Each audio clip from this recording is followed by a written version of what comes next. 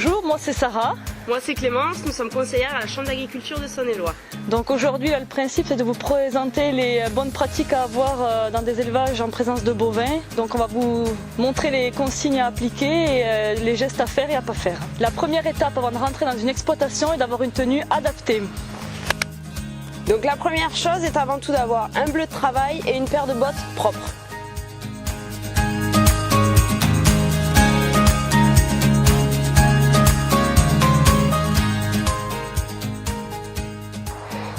Dès le départ, il y a toujours une ou deux vaches qui sortent du lot, les curieuses, comme celle-ci face à moi, qui ont tendance à emmener le troupeau.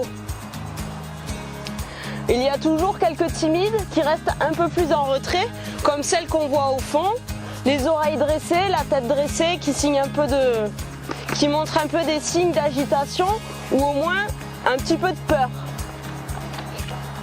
Quand vous allez voir un lot d'animaux auprès, le mieux c'est d'être accompagné de l'éleveur, de recopier un peu son comportement, se caler sur ses habitudes pour pas que les animaux soient trop perturbés.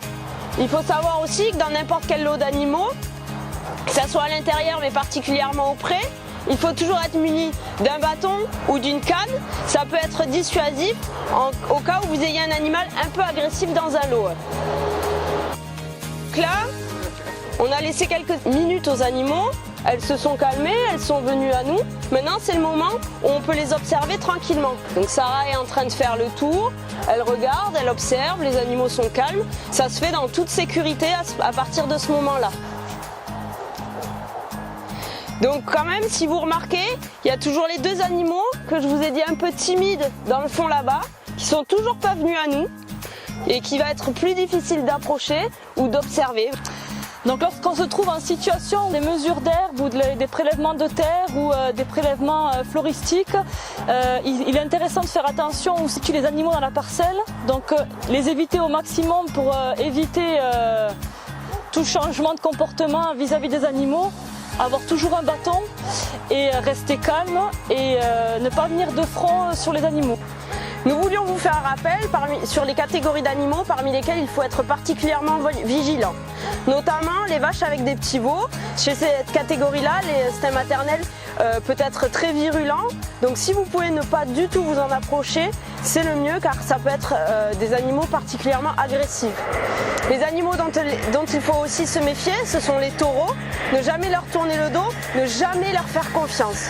Il y a aussi en bâtiment les vaches qui sont à l'engraissement, elles sont souvent très peu manipulées. Donc c'est des animaux sur lesquels il faut être particulièrement vigilant également.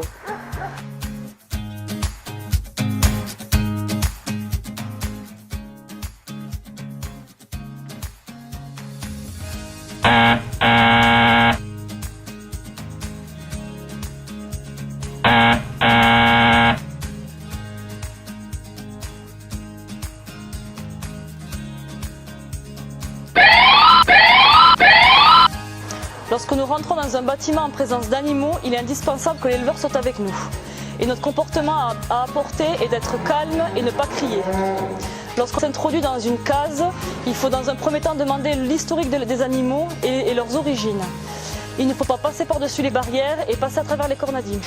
Lorsque vous avez une intervention à faire à l'avant d'un animal qui est pris au cornadi ou en cage de contention, l'approchez calmement, jamais de front. Vous arrivez par le côté, tranquillement. Là vous voyez, j'ai un animal calme qui n'a pas de réaction. Les interventions que vous pouvez avoir à faire, c'est notamment du rebouclage ou un prélèvement génétique à l'oreille. Ce qui calme les animaux, il y a plusieurs points. Ça peut être une caresse au niveau de la paupière, ça les calme. Vous avez aussi un point, là, dans le creux de l'oreille ici, sur lequel si vous appuyez, ça leur coupe le son pendant quelques secondes et ça peut aussi les calmer. Lorsqu'un animal est un peu excité et que vous avez du mal à travailler en toute tranquillité, vous pouvez éventuellement l'attacher à l'aide d'un licol. Ce qu'il faut savoir, c'est qu'on ne laisse jamais un animal au cornadi tout seul et isolé parce qu'il va s'exciter, il va remuer dans tous les sens. Le contact des congénères va permettre de le maintenir au calme. Donc vous voyez, Sarah a fait un lit col.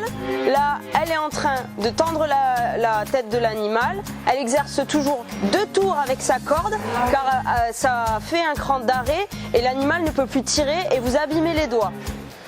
Là, l'animal est en position parfaite pour qu'on puisse venir le manipuler au niveau des oreilles ou de la gueule pour un traitement éventuel. Donc là, je peux venir en toute sécurité prélever au niveau de l'oreille de l'animal. Il faut quand même toujours garder une vigilance à l'animal qui est à côté, qui lui peut éventuellement venir me mettre un coup de tête ou un coup de corne. Là, je viens manipuler, je touche l'oreille, l'animal a une petite réaction mais ne peut à aucun moment me blesser. Donc il y a une autre technique, quand vous avez une vache cornue, notamment comme celle-ci, c'est de l'attraper aux cornes. Donc là vous voyez, on a une petite maline, on vient tranquillement, on serre bien au niveau de la corne et même principe que tout à l'heure. Donc vous voyez là j'ai une vache qui se débat un peu, d'où l'intérêt de faire mon second tour dès le départ. Elle ne pourra pas venir m'arracher les doigts, elle ne pourra pas tirer sur la corde, c'est moi qui suis en position de force. Je viens tirer, elle se débat mais à aucun moment elle ne me fait mal aux doigts. Par moment notamment pour ne pas vous faire arracher les doigts au moment où vous détachez l'animal. Donc comme vous le voyez, j'ai utilisé une corde avec un gros anneau. J'ai ici une corde avec un petit mousqueton. Donc mon mousqueton, je viens le clipser dans l'anneau. Donc vous voyez, ma petite corde et mon mousqueton permettent de détacher petit à petit la grosse corde et éviter que j'aille mettre mes doigts au contact de la tête de l'animal. Ensuite, tranquillement, je viens desserrer ma corde, l'enlever la tête de l'animal et j'ai opéré en toute sécurité une action où j'aurais pu me faire mal au poignet ou au doigt.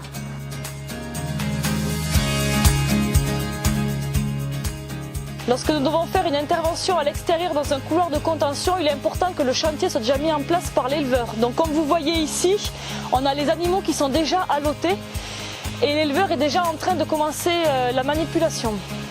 Lorsqu'on doit faire une intervention à l'arrière de l'animal, il faut se rapprocher de lui de manière à ce qu'il y ait une longueur de main et après s'approcher franchement de lui. Il faut éviter de prendre le coup, plus nous serons proches de l'animal, moins le coup fera mal. Quand nous devons faire une non-état corporelle sur un animal, la première chose à faire est de le rassurer. Donc un point de contact qui permet de le rassurer et l'épi qui se situe au niveau de l'arrière de l'épaule de l'animal. De lui mettre la main dessus lui permet de l'apaiser et à ce moment-là nous pouvons faire notre intervention.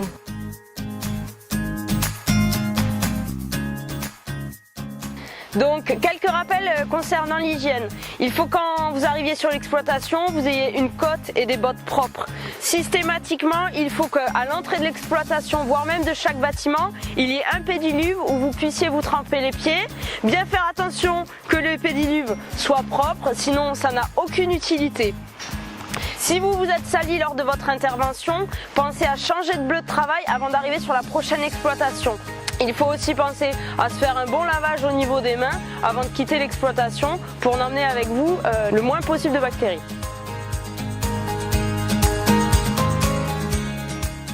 Nous voulons vous rappeler principalement aujourd'hui, C'est être calme, rester toujours vigilant en présence d'animaux, ne pas crier.